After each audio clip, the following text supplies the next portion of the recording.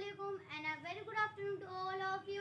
Good afternoon. I would like to express my heartfelt thanks to Global Spoken English starting us the art of public speaking. My name is Taslim and I belong to Gosi. I am learning English speaking from Global Spoken English. Today I am going to deliver a speech on success. Before starting my speech, I want to speak some wonderful lines. बोलने से पहले आपको 2 बार सोचना चाहिए क्योंकि आपके शब्द किसी के पाने में या असफलता या सफलता के बीज बो सकते हैं. Think twice before you speak because your influence will plant seed of success. पूरे विश्वास के साथ अपने सपनों के तरफ बढ़ो. वही जिंदगी जियो जिसकी कल्पना आपने की हो. Go confidently in the direction of your dreams. Live the life you have imagined.